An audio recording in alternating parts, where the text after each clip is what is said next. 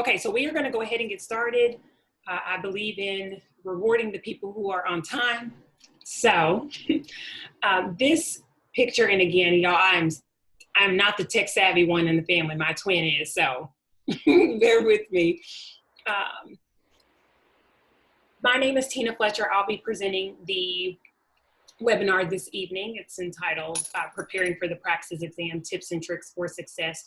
And this is essentially a part of my doctoral work. This is the centerpiece of my research. And so I've been trying to find ways during this pandemic to help teachers and education majors who are trying to get over this last hurdle in order to become a teacher, in order to complete their student teaching, in order to continue staying in the classroom. And so this is one of the ways that I'm trying to help. I am by no means the expert on this topic, but I have spent some time researching it, and I'm very passionate about it. So I wanted to take this opportunity to share with you what I've learned.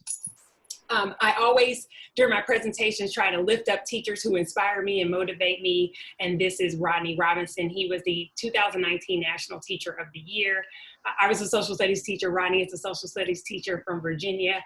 And he has used his platform extremely well for teachers, especially male teachers and male teachers of color. So we will go ahead. This is our agenda for this evening. Pretty plain and simple, brief introduction. We'll talk a little bit about the Praxis exam, what we know, what we also know about how it impacts teachers, particularly Black teachers, and you'll learn more about my focus on Black teachers and why. We'll then go directly into the meat of the presentation. We'll talk about preparation. What do you need to do to prepare for the exam? We'll talk about general things and also specific questions that candidates usually have about what they need to do. We'll then talk about dedication. How do you commit your time to studying for the test? How do you manage your time? How do you express to the people around you how important this exam is? And how do you utilize them to get across the finish line? We'll then finish by looking at execution. And this is a series of timelines. What do I do 2 months before the exam, a month before the exam, 2 weeks, 1 week, 48 hours, 24 hours. You'll be surprised at how many stories I hear from candidates about mistakes or things that went wrong in the last 24 hours or 48 hours before the exam. So we'll look at detailed timelines so that you know whether or not you're on track for success. And then we'll share a few resources and talk about next steps. So a little bit about me and my twin. Essentially, we are native Arkansans. We were born and raised in a town with just over 800 people. We are first generation college students. My twin sister has a PhD. I'm working on my PhD. And so we are two examples of what great teachers are capable of. We know that we are where we are because of the teachers we had who invested in us, who cared about us. We didn't go to any, special school. We weren't special kids. We were just regular kids who had teachers who invested in them. And so we are very dedicated and devoted to education. And we want to make sure that teachers are prepared to help the students who need them the most. I taught high school social studies in Washington, D.C. at Anacostia High School. My background is political science and African American studies. That's what I received my bachelor's degree in. I knew I wanted to be a teacher since I took civics in the 9th grade with one of my favorite teachers, Miss Payne. She's retired now. And so I went on to earn my master's degree in teacher education from Harvard University. And after working in politics and government, and doing a little bit of consulting work in Arkansas, I realized I needed to go back to school and become an expert in education policy if I really wanted to make some changes. I needed to be able to sit at the table with the decision makers and speak up for the voiceless. And so I'm earning my PhD in education policy at the University of Pennsylvania. I'm in my 3rd year, so I'm in the dissertation phase, and my research areas focus on Black male teachers, the school to prison pipeline, and specifically Black teachers and their experiences with the Praxis exam. My goal essentially is to increase the number of Black teachers in the country, but also specifically my home state of Arkansas. So we're gonna go right into the research. It's a lot of words, but I believe that every single word on the page is extremely important. The reason why my research focuses on the Praxis exam is because we've been told over and over again that the #1 reason teachers of color leave the classroom is because of dysfunction or dissatisfaction. They don't like the leadership, they don't like teaching to the test, etc. But what I found is that Black teachers are particularly the least likely of all demographic groups to pass these exams. We also know that these exams have had racial disparities for decades. Since the Brown versus Board of Education was passed and licensing exams became very popular among states, we saw a decline in the number of Black teachers, and that percentage has continued to decline. Even though we've seen a small increase, the actual percentage of Black teachers and teachers of color continued to decline.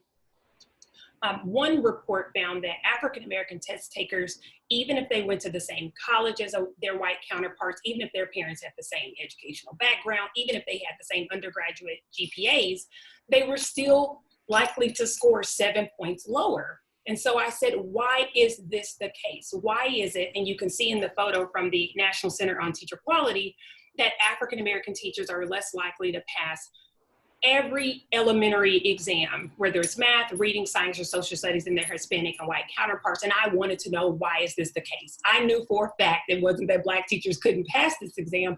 So I said, why is it that they're not performing as well as other demographic groups? And what I found is that African Americans prepare differently. Mm-hmm. And in general, to be honest with you, most student teachers, despite their racial background, don't prepare well for these exams. Because if you look at the pass rates across the country, they're pretty low in general for our profession. And what I found, and I would love to hear in the chat from teachers who are on here or student teachers, we tend in the teaching profession, and I'm speaking as a member, not to treat our exam like law students or medical students treat the LSAT or the MCAT or the bar exam. We kind of go into the testing center with the mentality, well, I took all of these classes, I should be able to pass this exam. And so we found that a lot of student teachers, especially in undergrad, simply aren't preparing for the exam, may not know how, don't know what resources to use, assume that they're going to be okay, and then they go in and take the test, and it's kind of a slap in the face of, okay, I'm not as prepared as I thought. I don't know as much as I know. Someone made a comment about law students. After researching Nettles a little bit more, I found that when African-American students do well on the Praxis 1, they perform almost exactly at the same level as their white counterparts on the Praxis 2. When they pass the Praxis 1, it increases the likelihood that they'll pass Praxis 2. So a lot of this is motivation. If you're prepared, you feel comfortable, you're ready to go. When students of color and Black students specifically, and that's what Dr. Praxis wrote about in this book, he was an HBCU college professor who interviewed Black students about their Praxis experience. He found that when they're prepared, when they have the resources, the books, the flashcards, when they watch the YouTube videos, when they've read the textbooks, they perform well on the exam. Which leads me right into the question of preparation. What do you need to do in order to be prepared for the exam?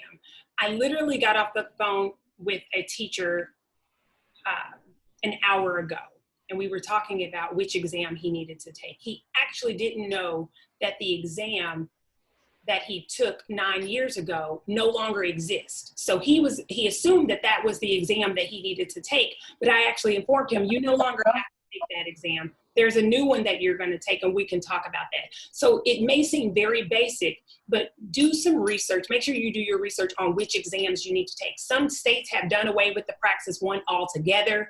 Some educator provider programs don't require it. So make sure you know which exam you need to take so that you're not taking an exam that you don't have to. Also, again, seems very elementary. Make sure you register for the correct exam. I've worked with teachers who we studied together for 2 months, and they walked into the testing center and they had registered for a test that they were not taking, and so that they had not prepared for.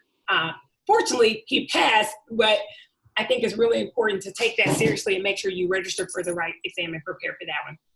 And then also thinking about how much time should I take to prepare for the exam. I always ask teachers, unfortunately, a lot of times by the time teachers come to me, they need to pass the exam in a month or two, right? They need to pass it to get approved for their student teaching, or they need to pass it in 2 months in order to have their official license, or they need it to graduate.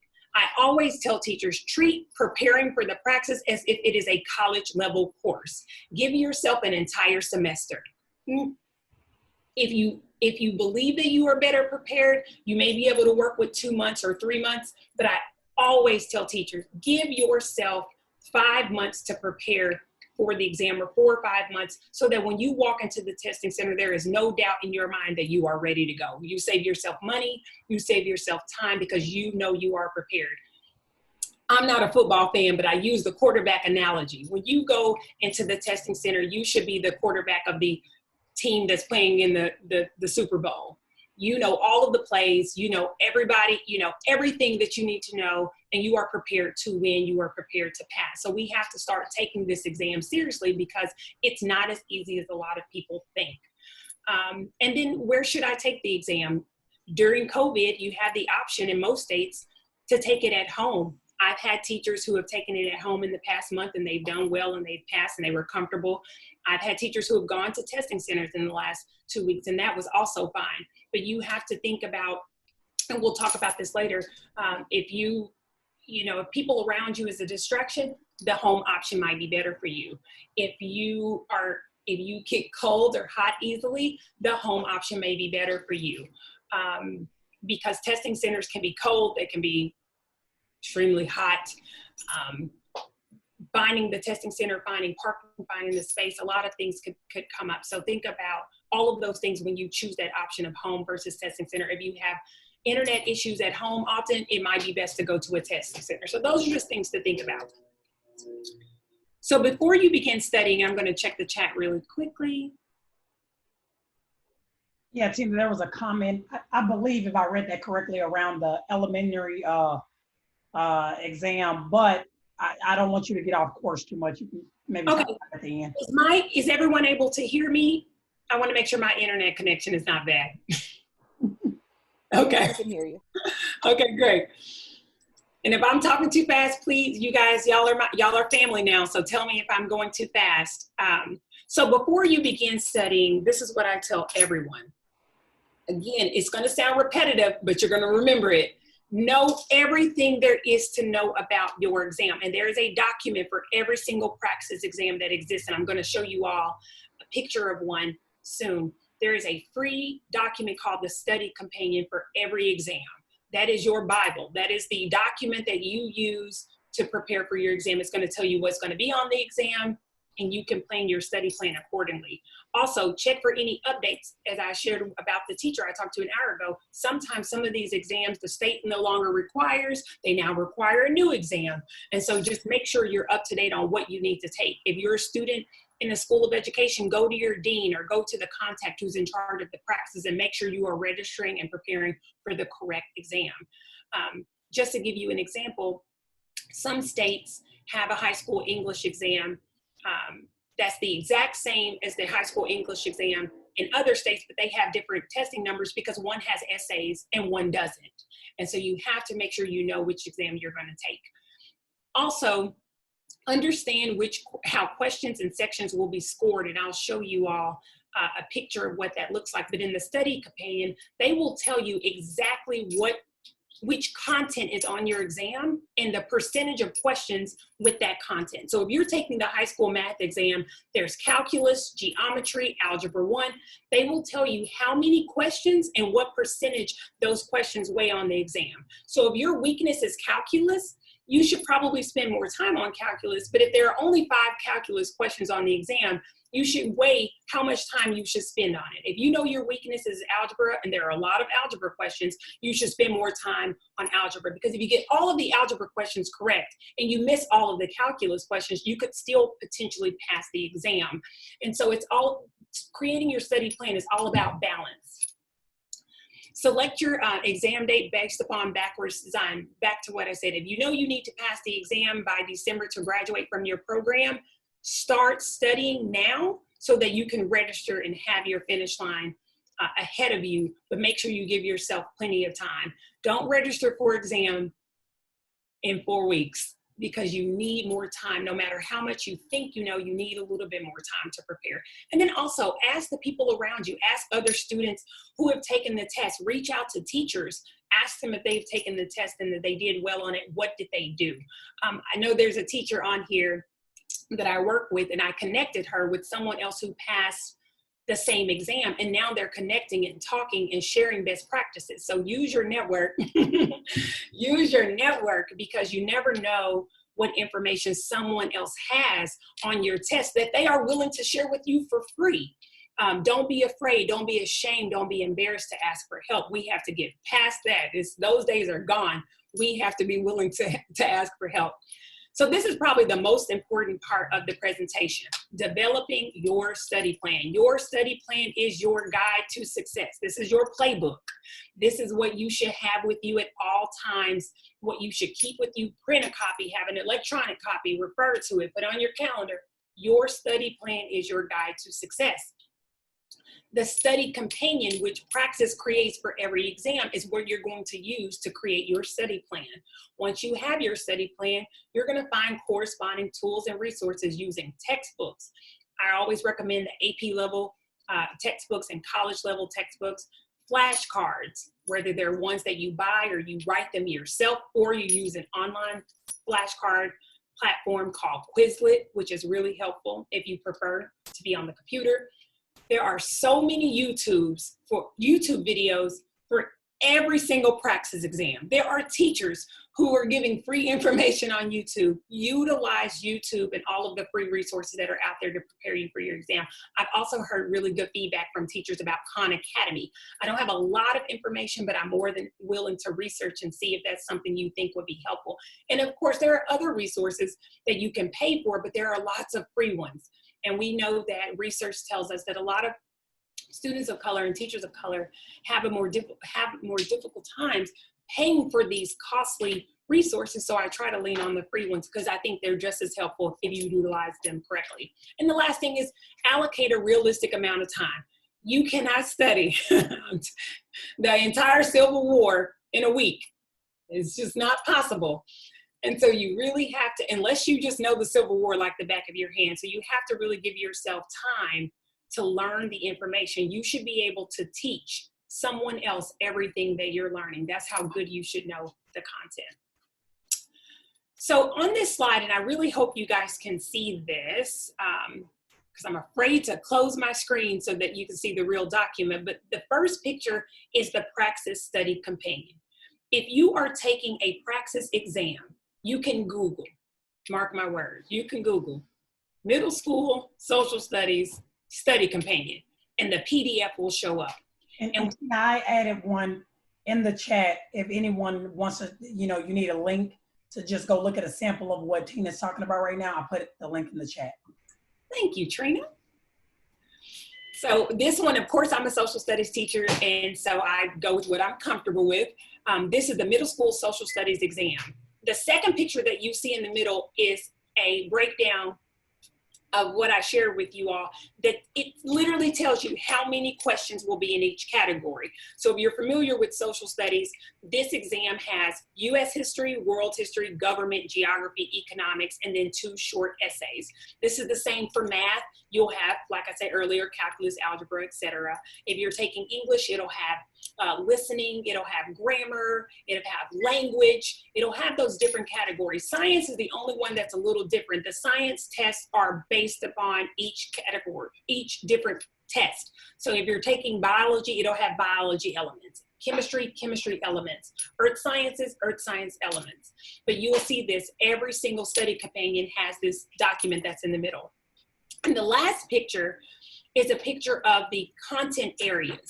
So under the United States history section, they will tell you literally every single standard that you need to know for your exam. So they'll tell you that you need to know about the first people who came to the country, who built the country. They'll ask about all of the wars. They'll tell you the leaders that you need to know. They are literally giving you a guide to what you need to study for the exam. And unfortunately, a lot of teachers don't know that the study companion exists. And so I want to make sure everybody knows that this is free. available to you, and it is your guide to creating your customized plan. Okay? And so when you're creating your plan, I want to go back here, this is the second step.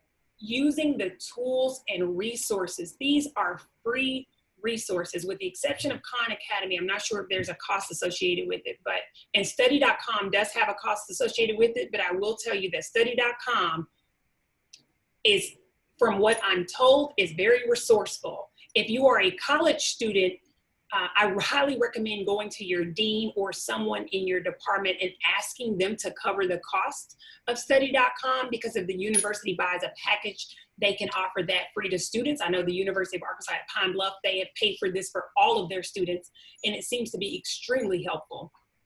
Quizlet, I love, because they have flashcards that are created by teachers for teachers. And so with the teachers that I work with, I try to create a Quizlet classroom and add you to it. So when you get added to the classroom, you come in and I've already put the flashcards in there for you. And so I really enjoyed that option. And like I said, YouTube has so many free videos. You can just put Praxis in your test and you'll find videos, sample questions, and all of these other resources that you can use. But if you're old school like me, I'd say don't be afraid to go to the library and pick up a book and read a book, because books are still resourceful and helpful. So don't shy away from the books. And so when you create your sample study plan, this is one that I created for a teacher who is, she's actually currently preparing for her middle school social studies exam in a few months. And this is just a snippet, and I'm more than happy to send everyone an example of this. I use this template from Praxis. Praxis actually puts this in the study companion, but I kind of customized it, gave it a little pizzazz, so it would be, you know, interesting for the teachers. And what it does is it tells you every single day what you should be studying. It helps you stay accountable. And on top of that, we add in a review day. So you'll study Monday through Friday, for example, or if you tell me that you only want to study Monday, Wednesday, Friday, we cater your study schedule to your actual living schedule. We understand that people have personal, professional things going on. And so we add in review days, and then we send calendar invites to our teachers to remind them, to help them stay on task, and it helps them just stay engaged and motivated, putting aside time to work on each category. So if today was July the 13th, you would, if you dedicate 2 hours to studying in the morning, you would wake up, and these are the 2 areas that you would work on. And you would read these 2 bullet points, and you would go to your YouTube videos, your Quizlet cards, whatever resources you use, a book, and you would focus on these 2 standards on that day. And by the end of your study session, if you're pre-assessment, if you said, okay, I don't know this really well, I'm going to give it a 1 or a 2. By the end of your study session, you should be at a 3, 4, or 5.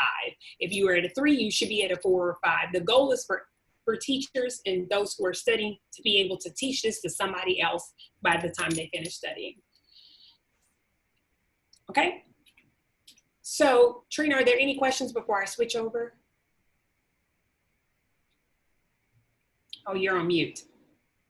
I don't see any questions thus far, but if anyone, we can pause for like 10 seconds if anyone has a question. Alexandra? I wanted to pause before we talk about stress and anxiety, because that's one that a lot of people have questions about. Okay. Okay. I think, okay. Jaden, I see you unmuted. You got a question? No, you're good? Yes. Sorry. That's okay. Yeah, I just admitted a couple of folks, but I think we're good to keep going. Okay, so once you have your study plan, this is a little aside, it's a little off, but a lot of people have questions about this. And I would love if you're willing to share in the chat the types of anxiety or stress you get regarding, and it doesn't have to just be the Praxis. It could be if you've had to take the GRE or the standardized tests, the ACT, the SAT, if you want to share the types of anxiety or why you think that you were stressed or anxious, I would love to hear people's stories of what they think caused it. The signs of test anxiety or stress are mental blank out. Like you literally sit there and you're like, I knew this 5 minutes ago and now I don't know it. Racing thoughts. You're thinking about 10,000 things at once. Caffeine can do that on exam day. You're just thinking about a lot of things at one time, which just jumbles all your thoughts and it takes you away from being comfortable and confident, which is what you want to be when you're sitting in that chair. You want to be comfortable and confident. You know that you've prepared, you know you have the knowledge, and so you want to be comfortable. Difficulty concentrating. Again, going back to, do I take the test at home or do I take it in the testing center? I took the GRE 2 years ago, and I distinctly remember someone typing behind me, and it was so loud, even though I had the headphones on that were too tight.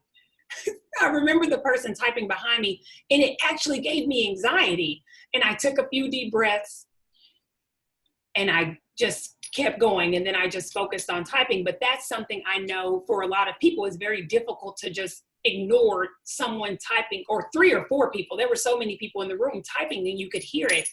And so again, difficulty concentrating could be amplified in a testing center if that's something that you know is difficult for you. I think this is a big one for all of us, negative thoughts about, I failed 3 times already, I failed 4 times, I failed 5 times, what's gonna be different this time? And changing your thought process around that. The consequences of failure. If I don't pass this exam, sorry, that's my sister's cat. If I don't pass this exam, I'm not going to be able to be a teacher. If I don't pass this exam, I'm going to have to change my major from math teaching to math non-teaching, which means I have to take 24 hours. These examples I'm giving you guys are examples I've received from teachers. These aren't things that I'm making up. I had a teacher who texted me on Friday. She had taken the exam 5 times. I met her. Someone recommended her to me. We worked on her exam for 1 month because she had already registered. And she said, you know, if I don't pass, it's okay. I have until March to pass. So I'm going to keep taking. I said, well, let's try to get you across the finish line this time. And she texted me Friday, and she passed by 2 points. And that's probably one of the, I was in tears. I was crying, but she said, I feel like I've lost 100 pounds. And a lot of it was she just followed the plan. We assessed her past score. We saw what she didn't do well on, and we only studied that area. We focused solely on that area, and her scores actually went up in every section. And she said the day she took the exam, she said, I went in and I was comfortable. I knew I'd done what I needed to do. So again, you have to let the past performances and consequences go out the door. This is a new day. This is a new opportunity. The past is the past. You are moving forward. So keep that in mind. And don't worry about how everyone else is doing. I was a former high school teacher, and I used to always tell my students, you know, when you graduate from high school, your diploma is going to have your name on it, not your friends. No one else is going to have your name, and it's going to signify what you did. And so that's the same for you all. And then another stressor is knowing the right answers after the exam, but not during it. We have to let that go. You can't worry about that. When you leave that testing center, you leave knowing you did everything you could. And if it works out, great. If it doesn't, you'll try again. It's all about improvement and growth. Okay. So 3 ways that I call them the 3 Ps, 3 ways to reduce test anxiety and stress. And I know for some people who experience anxiety and stress, I don't want to minimize what you feel and what you're going through. But what I will tell you is, if you prioritize this exam, carve out this time in your life to really prepare properly for this exam, and if you practice, you will inevitably decrease the amount of anxiety and stress that you have, because the more you study, the more comfortable you are with the content.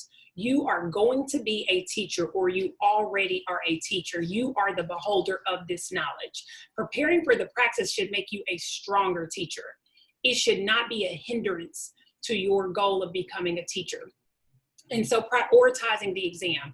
Every single one of us on this call probably spends an hour or more on our phones, texting, on social media, whatever it is we do on these phones, taking selfies, whatever it is. I'm not telling you to change your entire life. What I'm saying is, if you can sit your phone down or turn it off for an hour and just prioritize this exam, you will see the difference. Mark my words, you will see the difference. Let the people around you know that you are focused on the exam.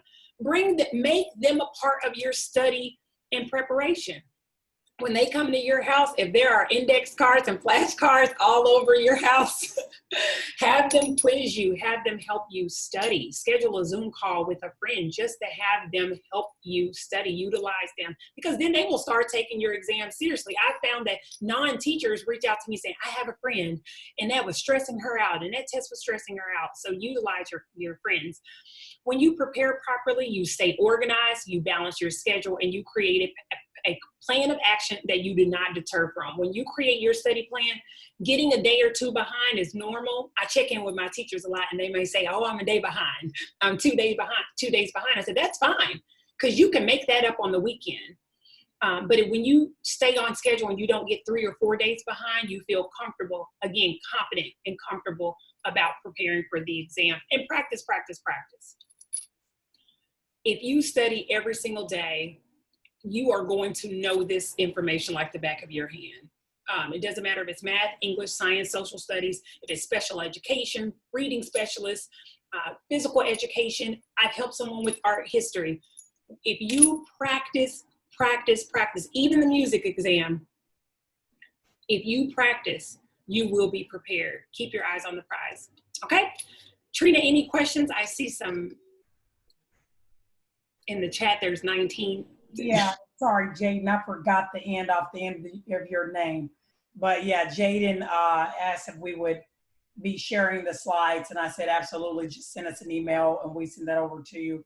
And also when you were asking the questions around the, stress and anxiety and fears that folks had, a lot of people shared their experiences. And so, and this is right up the alley of what we've learned from the research and what Tina has gained from working with her other participants. So thank you all for kind of just confirming that for us and also letting us know what we need to, continue to implement into the Institute to make sure we're addressing folks' concerns. So we appreciate it.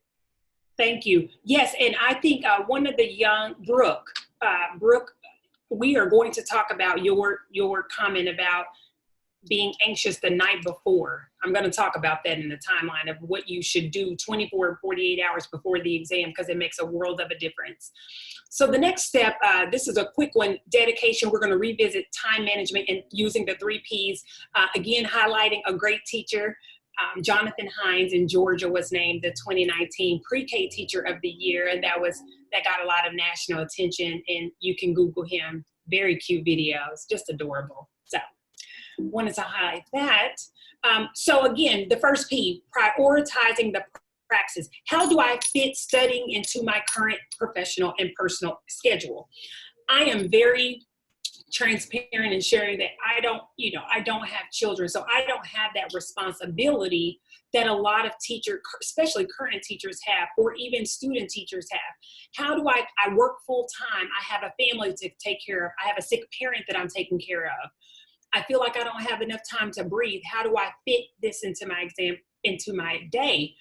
And I tell people, first off, again, that hour or two that we're spending on social media, watching your favorite reality TV show, on the phone, that is where you have to eliminate the waste. And what you do, in my recommendation, if you can, is to put your praxis studying at the beginning of the day. Because what you do is you get that studying in, it's in your head, and then no matter what happens in the day, that knowledge is in your head. We all know that things happen throughout the day. I'm sure everyone on the call can share a story of something crazy that happened today. Things happen throughout the day, and you may not feel like studying, and so if you put it off to the evening or the afternoon, it may not get done. So I always tell teachers, wake up, if that book is by the side of your bed, if you're on your phone, go straight to YouTube and watch that one video about a calculus problem or that one anatomy YouTube video. Wake up in the morning and prioritize learning something new. because you'd be shocked at what questions will end up on the exams. Also, Praxis exams are not cheap. I wrote a whole paper on the cost of the Praxis exam, the elementary exam for Black teachers in Arkansas. And Black teachers in Arkansas were spending twice as much money as their counterparts taking this exam. I mean, thousands and thousands and thousands of dollars taking this exam over and over and over again. And so when you properly prepare, you save yourself money because you then don't have to take this exam again. Again, ask for help from your family and designate that time each day to study. I think Sunday afternoons are helpful, especially for those of us who are no longer able to go to church. I think having watch online, you have that time in the afternoons before your week gets really busy to kind of get some new information. But also, again, I try to recommend only mornings because that's when you are guaranteed to have that knowledge. Okay. The second P, preparing properly. How do I master a large amount of content in such a short amount of time? You have to break down the material just like you saw in the study plan. Do not try to overwhelm yourself. You cannot learn. I'm working with a teacher who's taking the early childhood exam, and people would assume it's early childhood. How hard could it be? If you saw their study plan, you would be shocked at how much information they need to know. It is very important information. And so I always tell my teachers, no matter what test you're taking, break it down and study accordingly. Do not overwhelm yourself because that's when your anxiety and stress goes up, is when you try to overload. If you have to do one standard a day, do one standard a day. Join or start a study group. Someone emailed me today and said, are you going to have virtual study sessions? And I said, I had never even thought about that. But I said, that's something we can think about. If there's a seasoned teacher who wants to just share knowledge and information that he or she has, we are more than willing to host something like that. Something for math teachers, and then science teachers, elementary school teachers, early childhood. We are more than happy to start that, but you can do that on your own. If you have a favorite high school teacher or a college professor, email them, ask them if you can set up a Zoom call just to talk through the American Revolution. You know, they will be happy to talk to you about the American Revolution. You know, they do this for a living. You know, lean on your professors. That is what you pay for when you pay for college. Even those of you who are in alternative programs at universities, lean on your professors. You'd be surprised at how many of them will be more than happy to help you. Retired teachers, reach out for help. And then also focus on and revisit, as I said earlier, your weak areas. If you know calculus is your weak spot, focus on calculus. I had a teacher this summer I was working with on the secondary math exam, and calculus is what she needed to work on. And she worked on calculus every day for 2 weeks, and her score went up 10 points.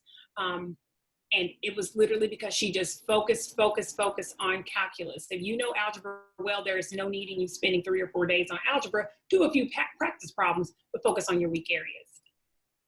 And the final P is practice, practice, practice. How do I stay committed, especially after not passing one or more times? Practice every single day. The past is the past. Do not harp on past experience. As far as I'm concerned, and this is my confidence going up because I've been doing this work for about a year now, and I'm finally at a place where I believe in this, what I'm doing. I know it works. And so I tell teachers, the past is the past. Once you start working with me, we are starting here. This is day one. Those exams that you took in the past that you may not have gotten the score that you wanted, those were practice. This is the game. We're now in the game. So look at it as you are starting over, because now you're going to be properly prepared. Remind yourself daily that you are putting in the work now. I always tell student teachers, think about those kids in that classroom that's going to have your name on the door. Think about all your decorations in the classroom. Think about the environment you're going to create with you and your students. That is the prize. There are students like me, children who were just like me and my twin sister, who we had some behavior issues when we were younger, some serious behavior issues. But there were teachers who did not give up on us. And I can name those teachers. I can tell you their full names, what they taught, and when I had them, because they changed my life. You are that teacher for someone. I do not take that lightly. Do not let this exam stop you from achieving your dreams, because there is a child who needs you to be their teacher. And so we have to get you guys across this finish line.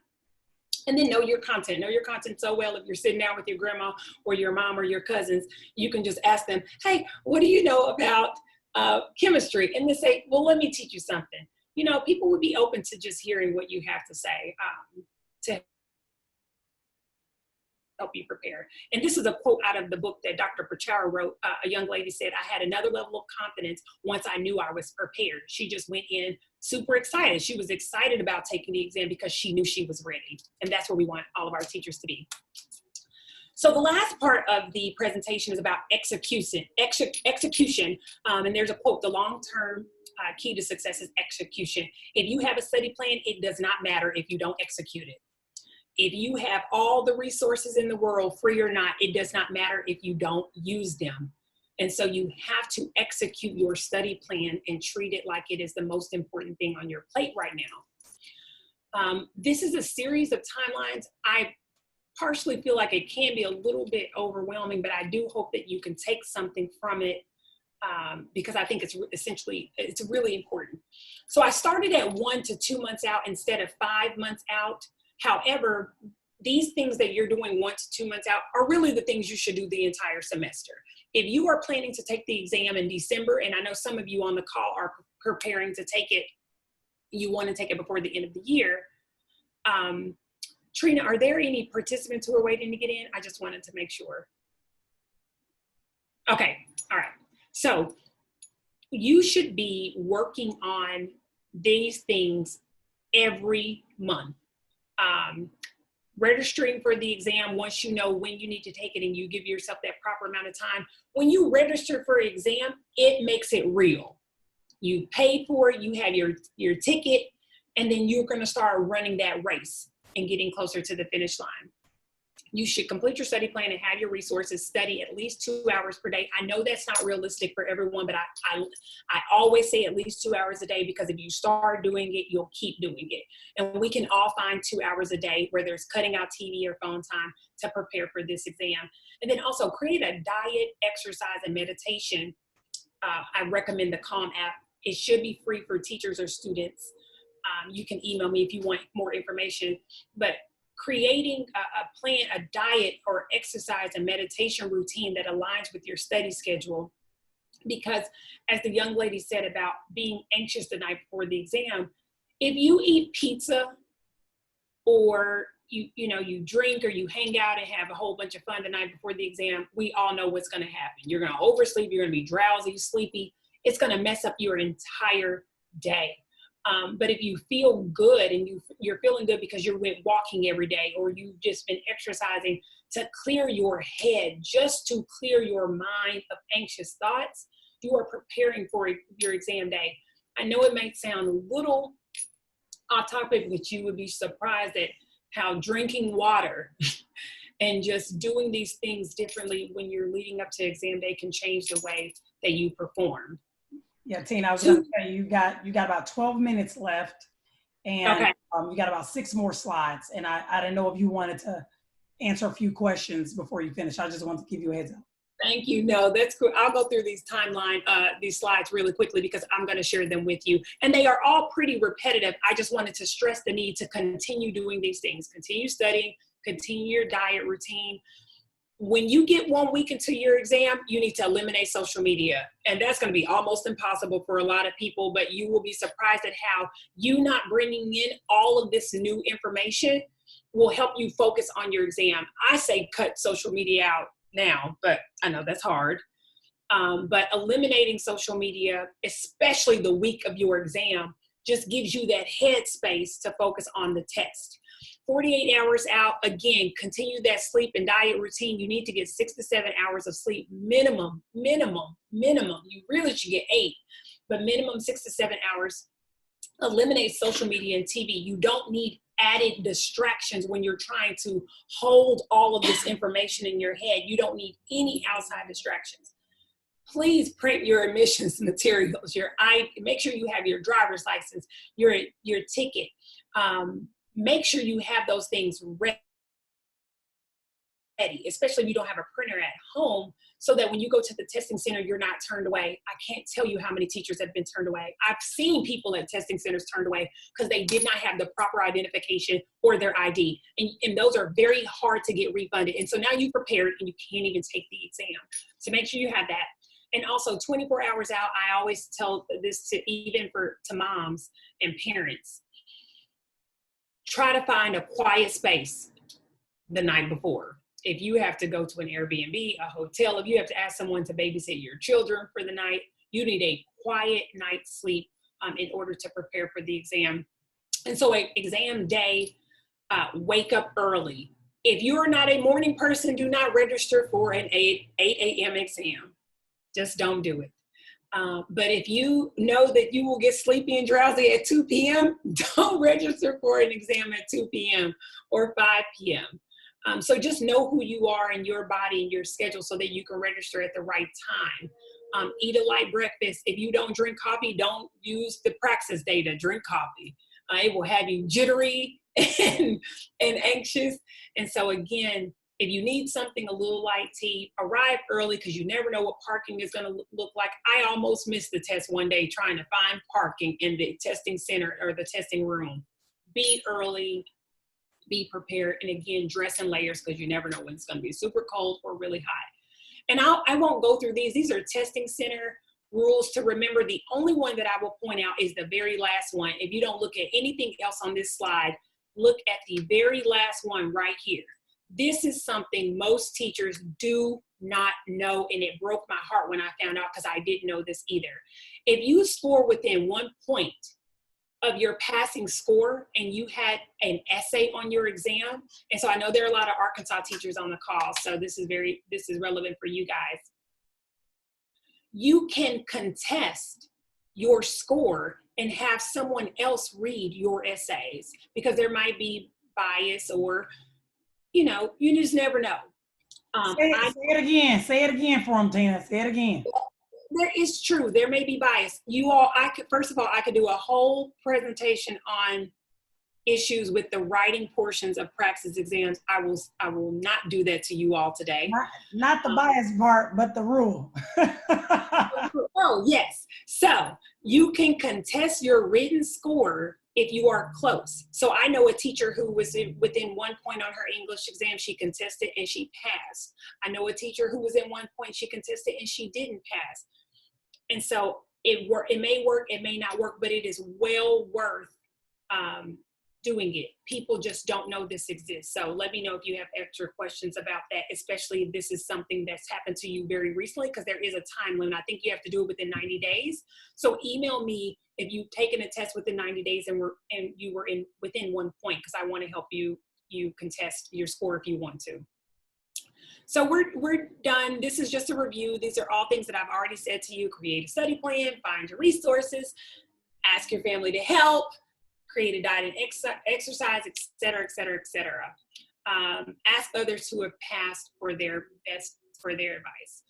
And this is the last slide. Check your email afterwards for resources. We will share the PowerPoint presentation and the video once it's ready with you all. You may get the slides before you get the recording. Please email any questions or comments that you have. Again, I do not believe I'm an expert. I hope to one day be seen as an expert on this topic because this is my passion. However, I love to hear comments and feedback. I know there's some people on the call who know me who are going to give me their comments, which is helpful. They're honest, constructive criticism, but please let me know what you think would have been more helpful. If you have outstanding questions, because this was a very high level presentation, if you have specific questions about your exam, email them to me. There is no stupid question when it comes to the Praxis. We cannot afford to not have this information for our teachers and our student teachers. So please ask and be fearless in asking your questions. We are family now. Don't be a stranger. Email, contact us on social media. Trina and I are pretty readily available and happy to help. Especially now with COVID, we have a little bit more time on our hands. And finally, I want to, this is my contact information. I share my cell phone number, which sometimes doesn't work out as well as I hope. But you can text me or call me because I do want to be helpful. Email is also great. And I wanted to dedicate this presentation to my former student, Yaya, who was also a high school social studies teacher. We lost her late last year. And so I think about her a lot when I do this work. We talked a lot about the Praxis exam when she was preparing to take it. And, you know, I'm reminded of why this work is so important every time I think about her. And so I'm dedicating this to her. And that's it. That's all I have. So if you have any questions, if I rush through something that you want me to explain in a little bit more detail, this is, you all have the floor. Okay, so we do have quite a few folks on the call. I know some people may have to drop off. We definitely want to say thank you for taking out time to join. Please, you know, find a way to use this information. Email us with any questions. We are more than happy to set up calls, one-on-one calls. Email us, we'll send you the slides. And Deborah, we got your question. Deborah Walker, we got your question. Please email us so we can set up some time to talk. We'd like to do a conference call with you. We see your message. We actually got an email from a dean at Virginia Union, right, Tina? Virginia Union? Mm-hmm. Asking us to actually come on board and teach a semester-long practice prep program. So shout out to the folks out in Virginia who obviously see that this is an area of concern and are trying to help students. So right now what we're gonna do is we'll open it up. If you have a question, go ahead and unmute your mic. I'll try to control the mute buttons. One person goes, then somebody else tries to go, but we should be fine. So please feel free, jump in.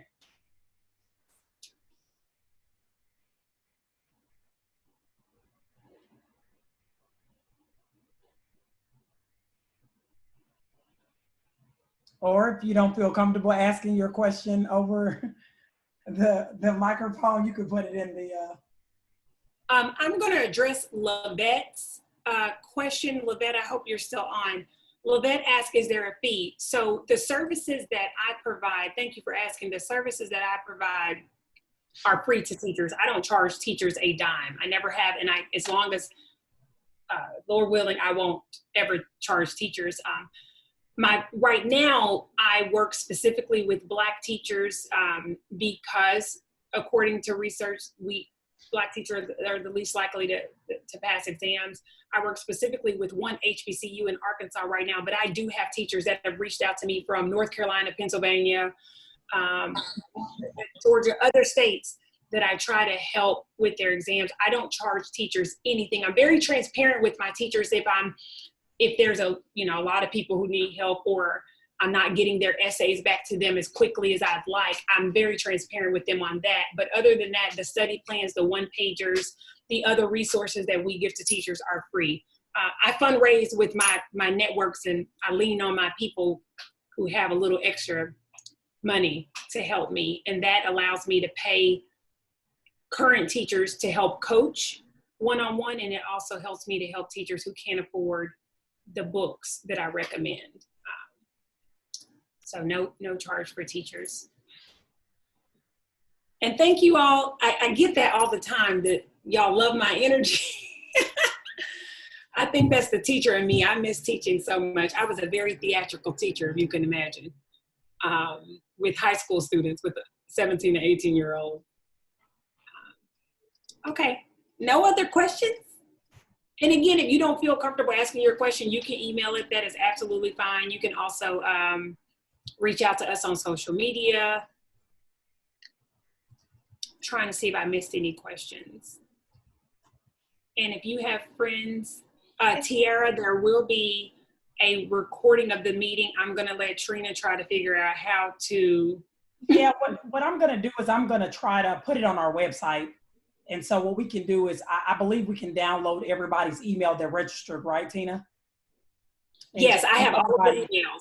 Yeah, so what I'll do is I'll post it to the website and then we'll just send everybody an email and say, hey, the video is, here it is on the website if you need it. I also mentioned to someone you can subscribe to our website because one thing that we're going to work on doing is sending out more information. So we find great tips or stories that, you know, to keep you motivated throughout this process. We'll kind of share it as like a list, like a mailing listserv. And also,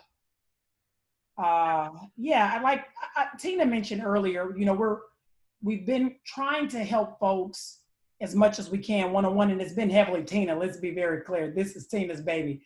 But as she mentioned earlier, I have a background in engineering, so more STEM education. And that's what I'm a professor at Florida International University in Miami. So what I'm doing now is jumping on board and, hold on, I'm sorry, we got some folks trying to get back in. I'm trying to really help support more in that area. So finding coaches, which are basically certified teachers who have passed the math exams, the science, the chemistries, the computer science. We know computer science is big now. So I'll really be helping Tina with finding coaches in those areas, and also working with institutional leaders, because as you can imagine, it does take a lot of time, but as long as we can do it for free, we will, as Tina mentioned. But if we can work with institutions to get the funding to pay the coaches, if nothing else, that is what we're trying to do, so that it's not just folks who actually get on a call like this. We can work directly with the institutions and get this support out to everybody, right? That's what we're trying to do. So as Tina mentioned, we've had some folks invest in the Test Prep Institute, and you know, we're hoping we can, you know, just continue to expand that way. So hopefully you'll see us on a wide variety of campuses. And we are very passionate about HBCUs. I'm an HBCU grad. Tina's working with my alma mater. And, you know, that's a huge focus for us. But we know that there are students of all backgrounds across all different types of institutions that need help. So we're going to do our very best to expand as much as we can.